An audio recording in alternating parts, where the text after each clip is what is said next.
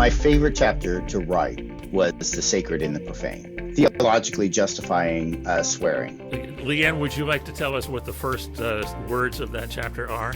Allow me a confession. I have a potty mouth. Blessings to you in the name of Jesus Christ, and welcome to Pastors for Pastors, the podcast that supports and celebrates pastors. I'm Ken Broman-Folks, and I'm always glad that you've joined me, but it's especially true for this episode. We're taking a break from the Stages of Ministry theme to share a conversation with a few good friends, one of whom has just published a book that is so helpful to preachers and teachers, I almost wish I were not retired so I could use it for my preaching.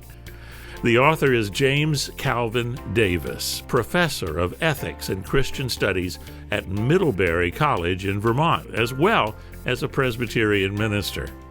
And joining us are Leanne Scarborough, pastor of the First Presbyterian Church of Talladega, Alabama, and Susan Takis, the pastor of First Presbyterian Church of Wildwood, Florida. Most of us preachers either uncritically embrace our national holidays, rail against them, or try to ignore them and hope our congregations won't notice, which they always do. American Liturgy does none of these things. It celebrates these days while also challenging us to think through them in fresh, new ways.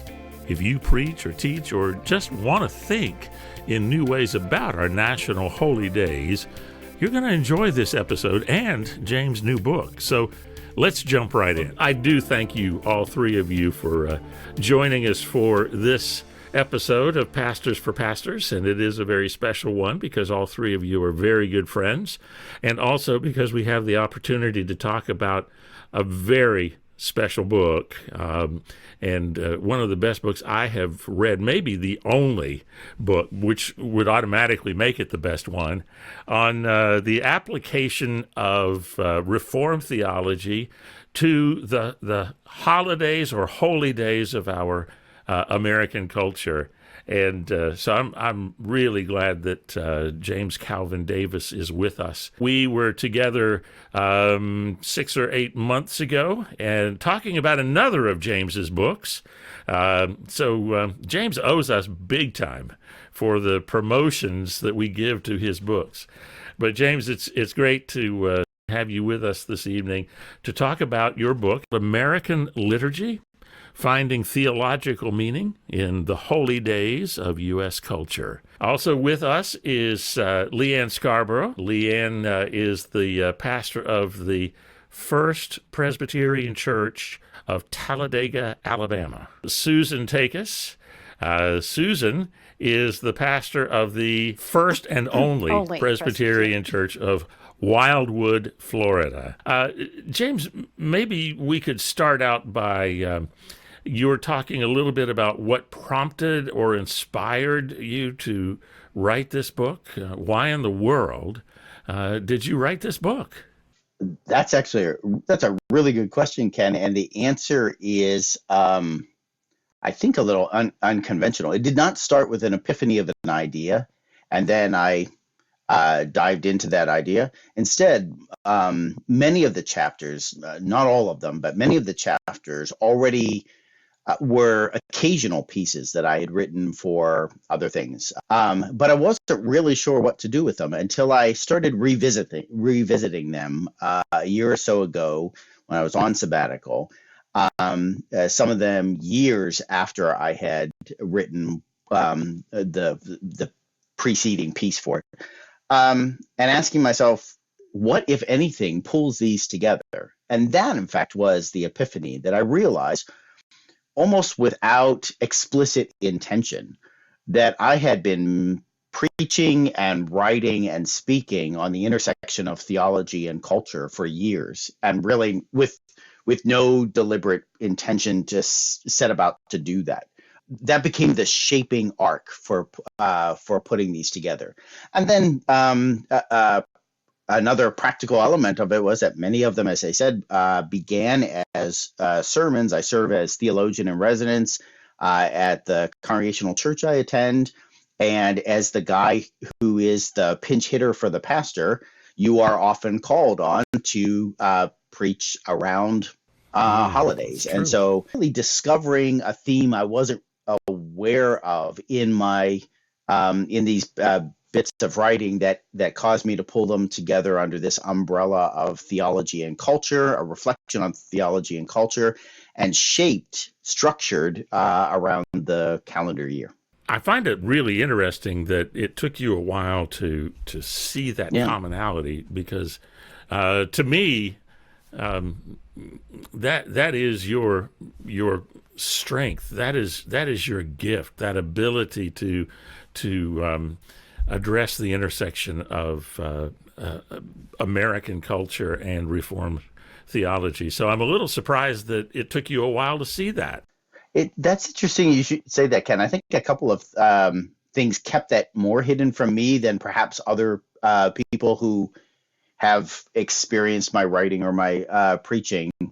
One is just, when you're in the thick of something and you're doing something, sometimes you lose perspective. But also, as you know from conversation and from my earlier work, I've spent so much of the last 10 years specifically thinking about religion in American public discourse and public life, and questions of civility and questions of forbearance, that I think, in retrospect, I was using these sermons and essays as a way to talk about something else besides some other element of theology and public life, theology and American culture, besides why can't people get along?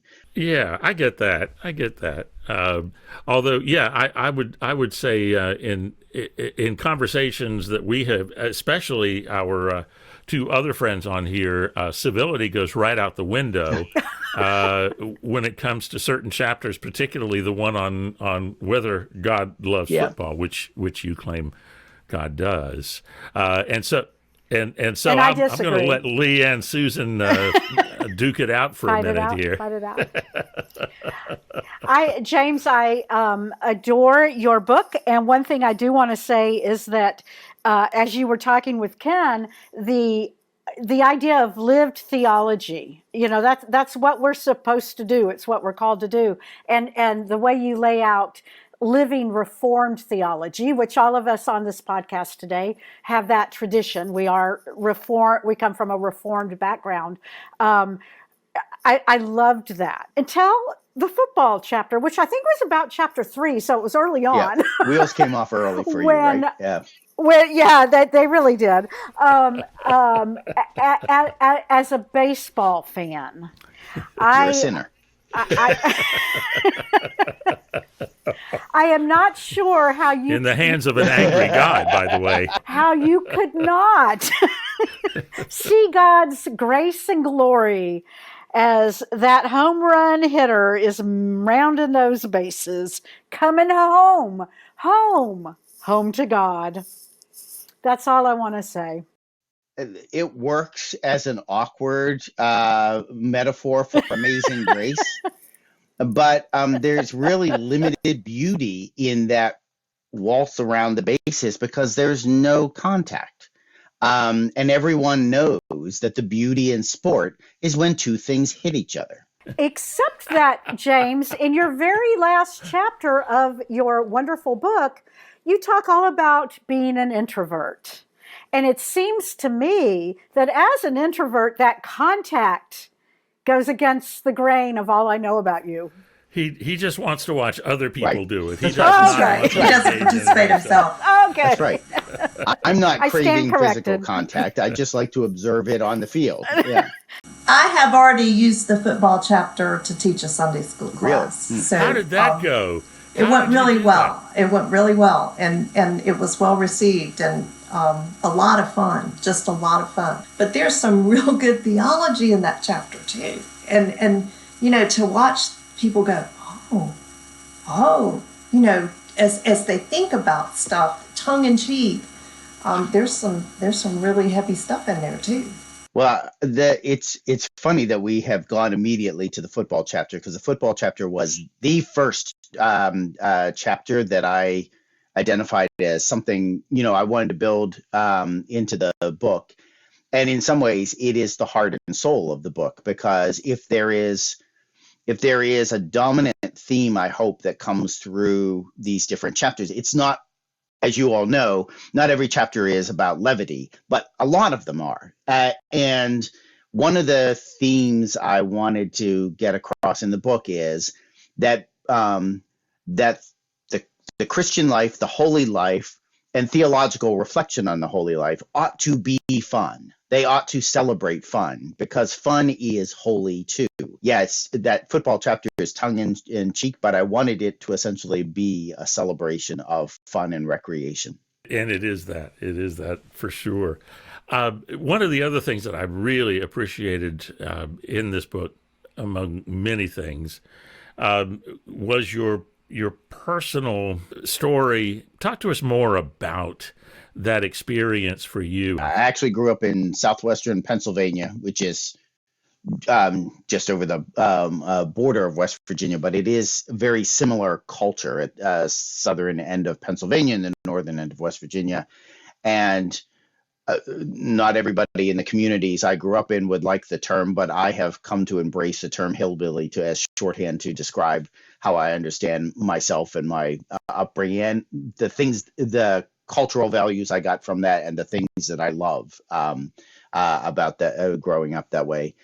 And this book also became an occasion to put some of that down in writing, because it has been a preoccupation of mine from my college days until now, about how to make sense of the juxtaposition of being somebody from northern Appalachia, from, as you say, blue collar roots, growing up in circumstances of poverty, first generation college student, and then to go to college, and then to go to graduate school, and then to end up at one of the most socioeconomic elite institutions of higher education in the country, and to be a tenured professor, and how do those all go together? And I spent most of my time as a student and as a tenure track faculty member then at Middlebury with a good healthy dose of imposter syndrome. Like, okay, at any moment here, I mean, I had contingency plans in graduate school for what would I do when they found out I don't belong here, and asked me to leave. And that continued through the first, say, 10 years of my time on the faculty at Middlebury as well. It's only in the last 10 years of being at Middlebury that I've started to understand ways in which that juxtaposition, it is providential, that I do belong where I am, and that there is some real blessing in having experienced both kinds of worlds, and that there may be a sense of mission in that. Certainly at Middlebury, I've taken much more seriously my role as a mentor to similar students who get to Middlebury by the grace of God, and hopefully find some comfort and some wisdom and some help in having a faculty member who has trod that path. One of my favorite essays to write, and that did not pre-exist as an essay or a sermon before, was the one on Labor Day, because that gave me a chance to write explicitly about my roots, about my town, the town I grew up in, about my father's union life, and the way that has been that has fundamentally shaped who I am as an adult. Have you ever experienced in academia where you are now, or in other places, a sense of not belonging there from anyone other than voices inside of you? Have you experienced others looking down on you because you don't have the pedigree that many academics may have? Yeah, I think the majority of it has often been in my head, and I've been able to fake my way through it for a variety of reasons.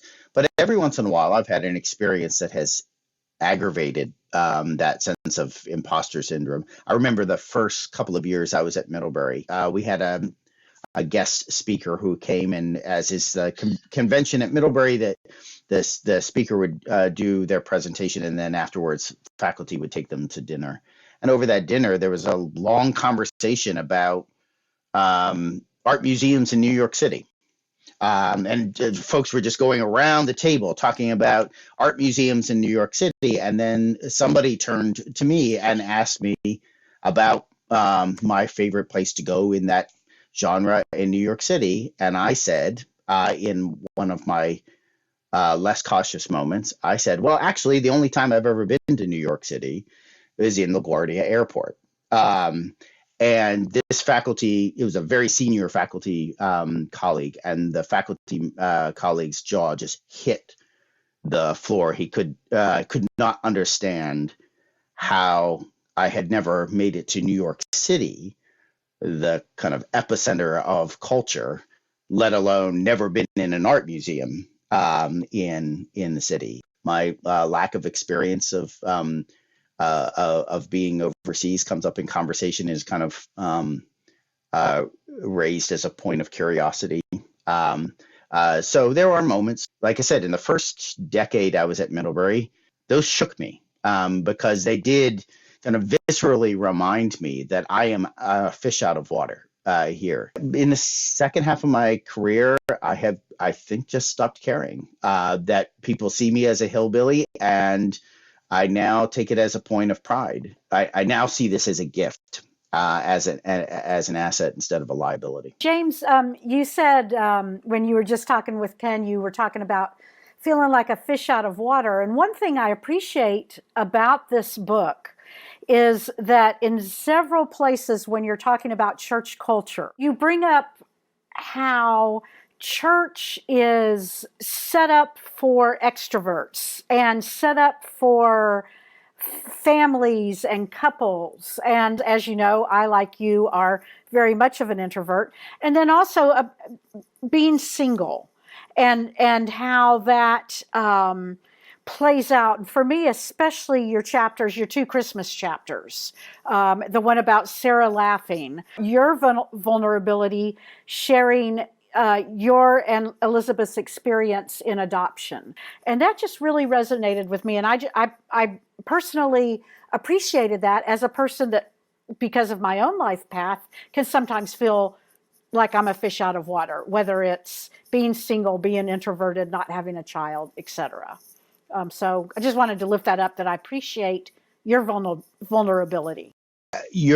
Susan, you're transitioning to there makes me suddenly realize that one of the enduring themes all through this book are the multifaceted ways in which I have felt weird in my life. You're exactly right, Susan. The last chapter is about being an introvert in church. That was an essay I had wanted to write for a very long time. Because I do think that our church reflects an extroverted mindset. It's not a coincidence, because a lot more pastors than people realize are in fact introverts. And it's what makes them very good at reflection. It makes them good in certain ways at pastoral care, makes them good listeners, etc. But there are enough extroverts in pastoral roles, in church leadership roles, that I think that personality type then gets laid on to the church. And just the very language of church, and how we so much rightly talk about community, we talk about fellowship. And it's not like we introverts don't do community and don't do fellowship, but we do it in a particular way. As I say in that essay, I'm not just introverted, I'm clinically introverted. I mean, I am one private moment away from being dead. And yet I feel called to be part of this community. I think that introverts have a lot to contribute to the church, and a lot to lend the church in how the church thinks about being church. So there is a part of that essay that is me recommending that we collectively think about those personality differences more actively. But I also think being part of the community that is church is a good check on my introversion. And then, as you mentioned, the two Christmas sermons are both on parenting in different ways. When Sarah Stops Laughing is about Elizabeth and me struggling with infertility. That's the oldest piece in the book. I wrote the core of that 10 years ago as a therapeutic move. I'm old now, so I have arthritis, and when I'm having bad days with arthritis, it's an acute sharp pain. But even when I'm not having a bad day, my arthritis then just kind of thumps and aches. And infertility is basically like that. You have your acutely sharp, hard days. Mother's Day is excruciating. Christmas is excruciating. Every kid in your family's birthday is excruciating. And then the other Christmas sermon is about adoption, which has been the other side of that for us, and has been a joy and a blessing, but has been no doubt about it. It has been a challenge too. And I wanted to think theologically about that too, because that's one of the most important things we do, Elizabeth and me, these days. So those are powerful chapters. They really are. And I also appreciate the chapters on Mother's and Father's Day, because as a pastor, those are two difficult days in the church. You know, either I don't address it enough or I address it too much. But I really appreciate what you said on both of those days as well, for those chapters, because it just kind of gave it some balance and gave it some theology that I hadn't thought of in a long time, and helped me come to terms and get peace with that. I think my main criticism of the book is, why didn't you write it 10 years ago when I could have used it? You know, that's a whole year's worth of sermons on all of the cultural holy days. Yeah. Well, each of those two parenting chapters too has ulterior motives, right? The chapter on Mother's Day is called "Mothering as Resistance." I think that's what it's called, "Mothering as Resistance." And that really is just an attack on the sentimentality around motherhood, and lifting up both biblical examples and contemporary examples of women being mothers, and by extension demonstrating parenthood as a political act, as an act of political values. And then the Father's Day was an opportunity for me to do a little celebrating of my own father, who is, I doubt, realizes just how formative he has been to who I am. I have a PhD in theological ethics, and yet the fundamental building block, the atom that makes me who I am, is not that, but being Bill Davis's son. And so I wanted to have a chance to celebrate that a little bit, and then on the way to doing that, maybe make an argument for not completely throwing father language out of our liturgical celebrations, that there may be a way to redeem that language. I appreciated that. I appreciated that piece of it. And that, I mean, that just, there was so much to think about with that piece about not throwing the word father out. And the mothering as resistance was just fabulous, because it is just a different way to think about that. One of the first weddings that I officiated at when I came to High Point, the couple wanted to use the magnificat, and this person said, "Oh no, we don't do that. That's Catholic," because of a reaction to the over glorification, perhaps, in the Catholicism of Mary. And yet the Magnificat, "My soul magnifies the Lord," is what you base that sermon on, is all about political moves. It's all about justice, and Mary is singing about justice, and I just love that you brought that up. And what a nice contrast to the sappy sentimentality that we have placed on. Right, of both Mother's Day and of Mary, right? Yes. Mary's song is a song of political resistance, and she is channeling Hannah when she does it. Yeah. So right. There is this long biblical legacy of women being the voice of liberation, of justice, and you would be hard pressed to find that represented in American pulpits. Instead, Mary's lifted up. She's lifted up as the handmaiden of the Lord. Let it be to me as you have said. That's what we focus on. Yeah. My favorite chapter to write was the sacred and the profane. theologically justifying swearing. And that's what the essay is. Leanne, would you like to tell us what the first words of that chapter are? Allow me a confession. I have a potty mouth. I have wanted to write that. I actually wanted for years to preach that as a sermon, and Elizabeth would not allow me to do so. Elizabeth said, hell no. She said, what the? Yeah.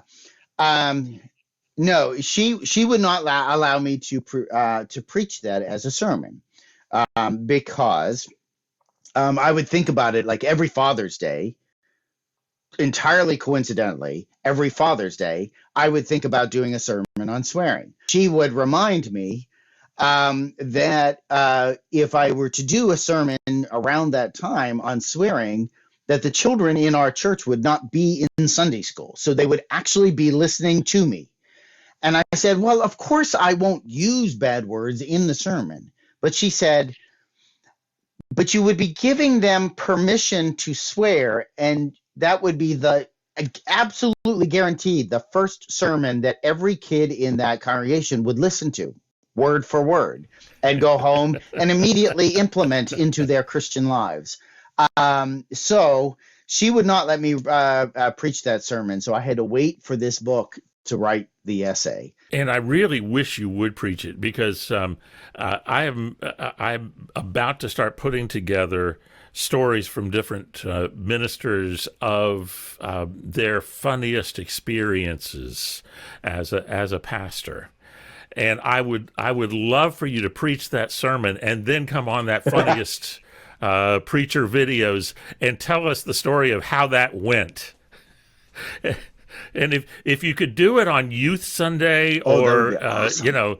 Something when the children are all sitting up front, right? That would be the Sunday great. School graduation or something like that would be wonderful. Yes, exactly. Yeah. Confirmation. Well, I did preach the football sermon. The Why God Loves Football originated as a sermon, and I did preach that, and that became 17 minutes of stand up because our pastor is a big Red Sox fan. So the back and forth that Susan and I were having, well, it wasn't really back and forth because I was in the pulpit and he was sitting down, so he couldn't say anything except just laugh like an idiot. And so I've taken them all out for the book, but I was just pummeling him with digs on his affection for baseball, and it really was a good time. I don't think any theological content actually was communicated in the sermon version of it, but it was the best stand-up that has ever happened in our church, I think. And I'm sure probably one of the most memorable Sundays for everyone in the congregation. Yeah. Probably so. So would the swearing would be if you were able to do that. Because there is much theology in that chapter. I mean, there is some serious stuff in there that makes you think and really challenges us about how we talk about other people. And what would God rather hear, a swear word or us, saying something ugly about somebody else? Leanne, I'm glad you said that, because as much fun as we are having, and many of these chapters are meant to have fun, but there is an ulterior motive to the book, right? And that is to say that there's a place to do some deep theological reflection, and that our Reformed tradition lends itself to that. One of my pet peeves is that the books on Christianity that sell like hotcakes these days are the ones that say one thing over and over and over again, and that one thing is not incredibly profound, and it's usually not complicated at all. That what sells in your religion bookstore is a book that gives you an overly simplistic understanding of the faith. I wanted to write something that represented accurately the complexity of the faith, that represented responsibly the deep tradition of our faith, and that yet I hope was accessible to people to think about their culture and to think about what it means to be a Christian in American culture with the help of this tradition. So I am trying to do something serious in even the chapters where I'm clearly having a lot of fun. I loved in the preface when you said that you were sure that your mother was very proud of every chapter except probably Yeah. that one. I haven't heard from her yet on that chapter. We'll find out when I finally get to see her in person, maybe this summer. Susan, if you haven't already said, what's your favorite chapter? I love the Sarah chapter, but probably my second favorite chapter, because we've already talked about the Sarah chapter, is the All Good Theology Comes from the Balcony. When I saw that title, I thought, oh my gosh, this is going to be about youth group, because growing up, my home church had a balcony, and that's where the youth group hung out. That's of course. And then it turned out to be about my particular love, which is music. And I just, just the way that you brought that up as something that we theologically embrace, and something that's so very important in worship and for our own faith development, especially in a year when we are all missing it terribly, just terribly. And I loved that chapter for that reason, and especially the quote that you have in here from Martin Luther. You say, I truly desire that all Christians would love and regard as worship the lovely gift of music, which is precious, worthy, and costly treasure given to mankind by God. I love that. And as a pastor, fighting the worship wars about what kind of music is worthy and what is not. I just really appreciated that chapter as embracing music as theology. So thank you. Well, thanks, Susan. Did you read the footnote on that quote too? Yes. Yes, I was. Yes, in fact, I was going to. Well, you go ahead and read that. I was trying to find it. Yes. The footnote is the footnote. So the quote is from Martin Luther, as I think you said, right. Celebrating music, and again, that's I think that's really important for us to recognize that this goes the whole way down into our Protestant tradition, and that Luther gives good voice to that. But it's Luther, so we're not done with Luther until he's gross or crude or some way, right? Which is also why he's one of my favorite reformers. And so he says, read that quote. Okay, a person who gives this some thought and yet does not regard music as a marvelous creation of God must be a clodhopper indeed, and does not deserve to be called a human being. He should be permitted to hear nothing but the braying of asses and the grunting of hogs. Thus saith Martin Luther. I have to say that my favorite chapter is the foreword or the preface, because I've known you as a theologian, and just full disclosure for everybody, the reason we have become such good friends was that we served together on the theology task group of the Presbyterian group that writes ordination exams that seminary seniors or graduates have to pass before they can be ordained. And so we have a kind of a theological theme and river running through our friendship here. And your summary of Reformed theology in the preface is just I just read that just basking in the fact that James writes theology so well. But I also wanted to just say to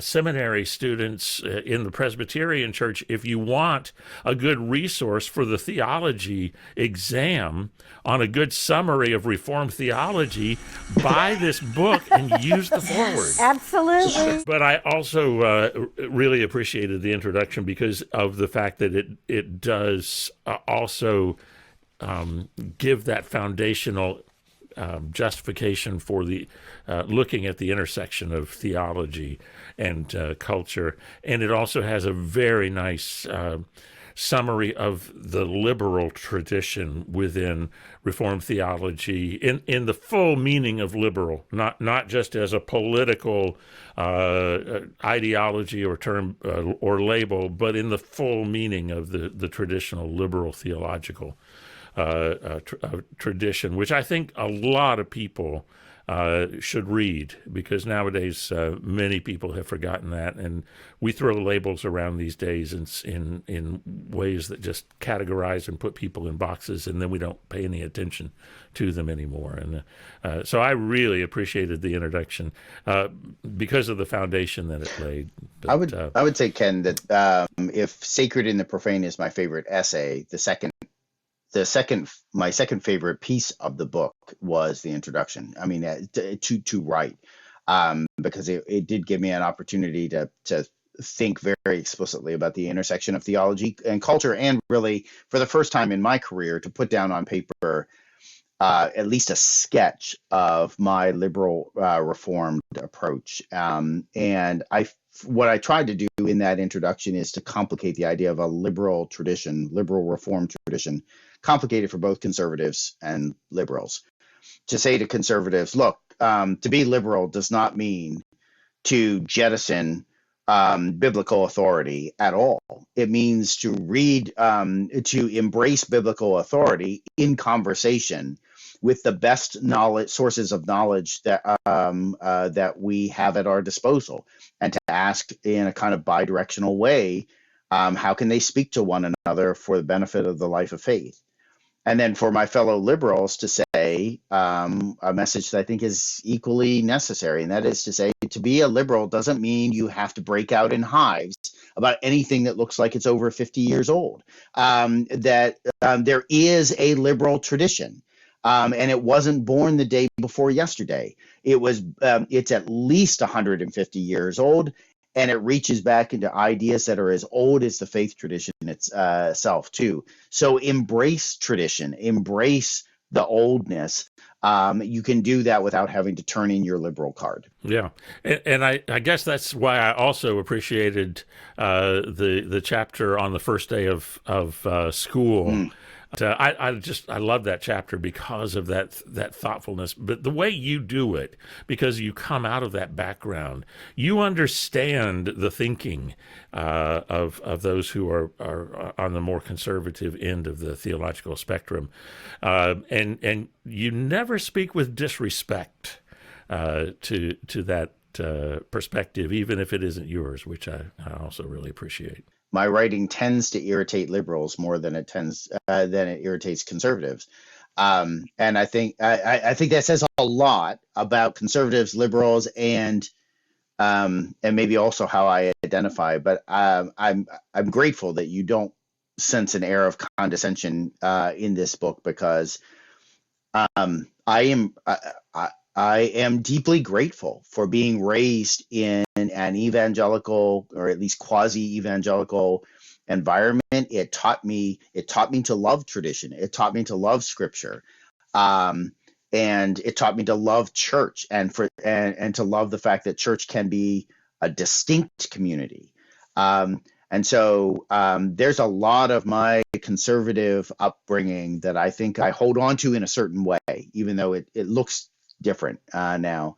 If I tend to get much more frequently impatient with fellow liberals than with conservatives, because I think at times I find myself struggling more to understand the stereotypical liberals' unwillingness to see the beauty in tradition, than I am flummoxed by conservatives' allegiance to biblical authority.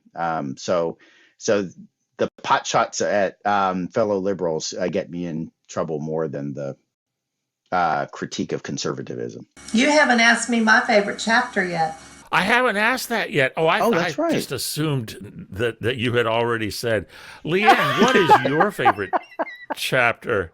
I'll edit it. I'll put it back at the earlier part of the conversation. Most of mine have already been smirk named. off your face. Most of my favorite chapters have already been named, but there are several others. One of them is the Halloween one, "Though this world with devils fill."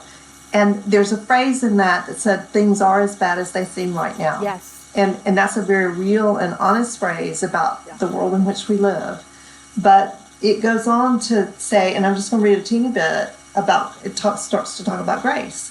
"We need a lot more grace in the world. The reminder that we are more than our failings or missteps. We need to hear that we matter, that all people deserve dignity, respect, justice, inclusion, and patience for the simple reason that we are all human beings, children of God. The value that comes from grace allows us to love ourselves, and it empowers us to love others even when we do not particularly like what they do or stand for. And then it just goes on and on. And that's a theme in James, in your theology, this whether you want to call it forbearance or civility, the idea that because we are all children of God, we love each other in spite of the devils around us, or the things that we don't like. There's another chapter, The Holy War on Hate, which is the same thing. We love because God loved, but it's way more than that, So I appreciate that. I appreciate the challenge of having to think about myself and think about my own words and actions, and sometimes where they fall short of these ideals. But, the challenge to say, I can do better. This sounds like just a bald-faced advertisement, and maybe it is, but there is so yeah, that's right. Hold up the book, girls. That's embarrassing so and superficial. Yeah, I agree. Don't do that on my podcast. That's awesome. Oh my gosh. But we are right in the middle of this division in our culture, where on the one hand you have folks making outrageous claims about other people, or just being outright hateful and rude and racist and exclusivist. And on the other hand, you have this cancel culture idea that if you say the wrong thing or do the wrong thing, even if it was 40 years ago, you are anathema. Yeah. You are excluded from being a part of whatever facet of culture you were in. And that grace is just such a wonderful theme. In that chapter, in the chapter on Halloween, on the chapter on Holy War and Hate, and then of course on the chapter on MLK's birthday, is an indication of the importance of MLK has the influence that MLK has had on my theology, in particular in the last, say, 10 years or so, as I have had occasion to get into his writing more deeply and teach him. I have never appreciated him more as a theologian versus a civil rights activist or even a preacher. And I've long since seen him as a kind of homiletical model. But as a theologian, and I don't know how elastic we have to define the Reformed tradition to embrace him as a member of it. He was influenced by Reinhold Niebuhr and a little bit by Karl Barth, but in some ways it doesn't matter. I still would like to co-opt him, because I think his vision of beloved community is really a message that we need today, for exactly what the reason you just gave, Ken, that the impulse to exclusion, to judgment, to fragmentation rather than reconciliation is legion on both sides, right? And I can't think of another moment in my lifetime in which his call for reconciliation is more necessary. But that requires us, I think, to resurrect his legacy too, because King is dismissed as naive in some circles, and he was at that time. Yeah, that's too. right, and reinterpreted in a way that makes him kind of benign in other circles too. But if you read what he was imagining, it is a hard labor for justice that nonetheless has as its end game the beloved community of reconciled human beings in the reconciling love and grace of Christ. And that, I think, is exactly the gospel we need in our moment. Well, James, there's one word that you have used several times in our conversation that And you've used it to describe chapters in your book, and I really appreciated it, and I wanted to highlight that word, and the word is complicate. You've said a couple of times that you wanted to complicate things, and I know, having read the book, I know exactly what you mean, because no matter what end of the spectrum in popular religion and culture nowadays, we've tried to oversimplify positions and put people in those pigeonholes that I talked about before. And you challenge us all to think more deeply and to see in a more nuanced way the strengths of both or multiple sides of an issue, and complicate things, because we need to be more nuanced and complicated these days than the quick labeling of people and then dismissing them because of that label.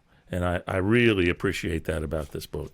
You complicate in a great way, not to make it harder to read, but challenging us to think through it in a more thorough and nuanced way. Thanks for saying that, Ken. And I hope, my intention by complicating it is not to make it more opaque, right?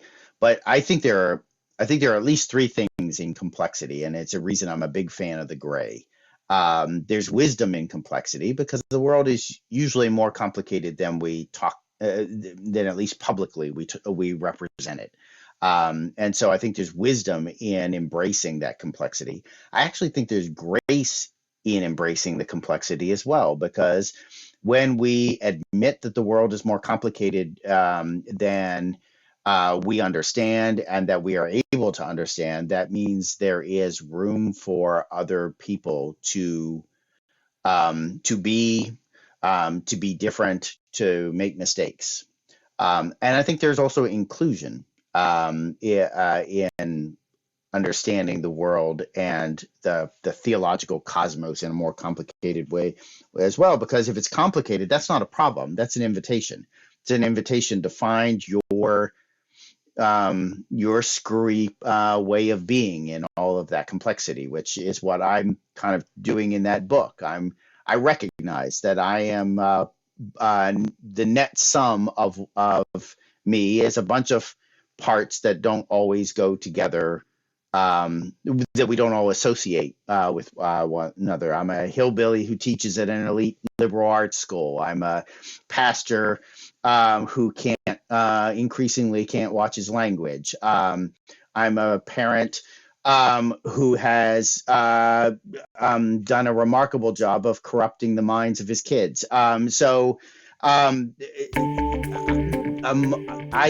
I think acknowledging that the world is complicated makes me feel a little bit more at home. And I have a feeling I'm not the only person like that. So you really are a screw up. Yeah. I am a complete and total failure. And this book is just a log of that in theological garb. Yeah. Well, now you know why I was so excited about sharing this conversation with you. My thanks again to James, Leanne, and Susan for joining me. Pastors for Pastors is a niche podcast. We're not out to have millions of subscribers, but I'm still amazed at where our viewers and listeners are. The statistics I receive for this podcast don't tell me who is listening, but they do tell me where the podcast is being downloaded. And I'm overwhelmed to say that we have an international audience. We have regular listeners in Dublin, Ireland, Herne Bay, England, and Frankfurt, Germany. If you have a minute, email me at pastorsforpastors2020@gmail.com and let me know who you are. I'd love to hear from you, whether you listen to the audio podcast or watch it on our YouTube channel. That email address again is pastorsforpastors2020@gmail.com. Before picking up the Stages of Ministry theme next time, we're going to check in with several pastors, as we've done every few months since the pandemic began, to see how things are going as we move toward that light at the end of the tunnel, but are still very much in the tunnel. Until then, thanks for joining us, and thank you for your leadership of Christ's church. I'm Ken Broman, folks, and this is Pastors for Pastors.